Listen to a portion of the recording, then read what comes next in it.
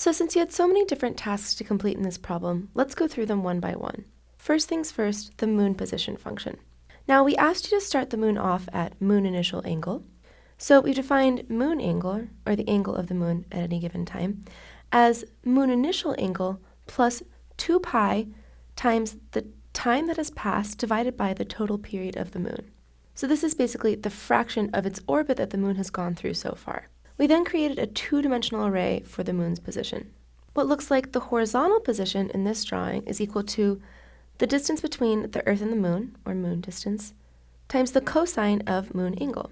And the vertical position is the same except uses sine instead. So next comes the function for the acceleration of the spacecraft.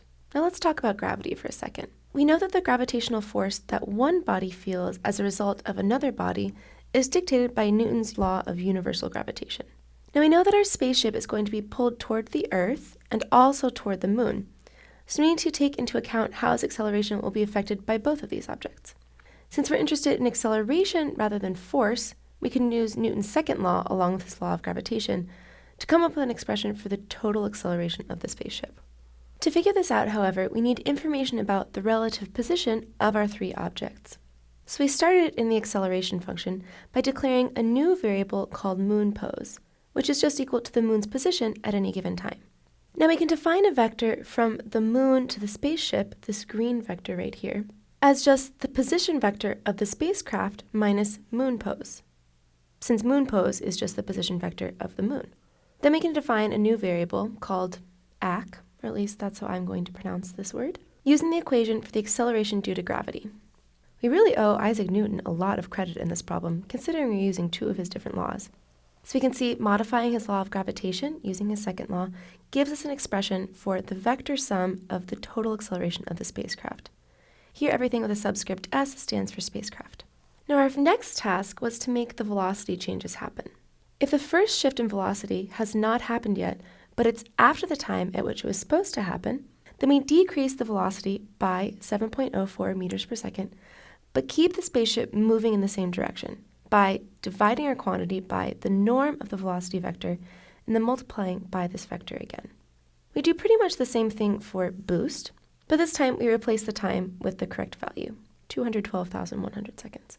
In each case, since you've changed the velocity in the ways prescribed, you can change the proper booleans to true. Now finally, we get expressions for velocity and position using Hoyne's method. Right here, we have a simple translation of these equations into Python. We can see Euler values with the e's and Hoyne's values with the h's. At the end of this, we set velocity and position equal to velocity h and position h, so that each time we go through another iteration, they will shift to equal the new Hoyne's values. Now, in order to adjust the step size for each position of the spacecraft, we need to know the difference between Hoyne's and Euler's values for position and velocity. You'll remember that we used these to calculate the error. Then the new step size is set as prescribed here in this line of code. Since we are finishing up the step in which h, the current step size, is valid, we add this to the current time. And now that the next time step is about to happen, we set h equal to h new, updating its value. So this explains why we use h in the equations for Hoyne's method, but are still able to let the values cycle. Since our program is now complete, we can run it using different values for boost.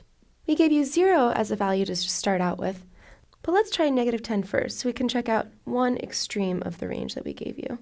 With a boost of -10 meters per second, we can tell that the ship is pretty far away from touching the Earth. And then when we extend the path out again, it travels past the moon's orbit. We can clearly tell that this is not right. We definitely want to make sure that the crew actually gets back to the Earth, not just circles around again. Let's try a different value. Now since 100 is the largest value that we gave you to try, let's see what happens with that. Well, this certainly looks different from the last plot that we saw, though this also doesn't look exactly right. So up close we can tell that it looks like the ship is actually crashing into the Earth, and that's definitely not what we want to happen either. We want it to just barely skim the surface.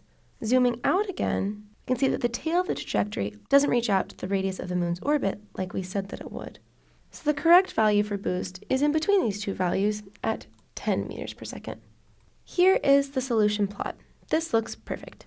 You can see that the spaceship takes off, loops around the moon, comes back, and just grazes the surface of the Earth. And then, if we let it go out again, it would return to exactly the same radius that it left to initially. This is a really complex problem, so great job for getting it done. I'm sad that we're done talking about spaceships and orbits, but get excited for Unit 3. We're going to talk about how diseases spread through populations.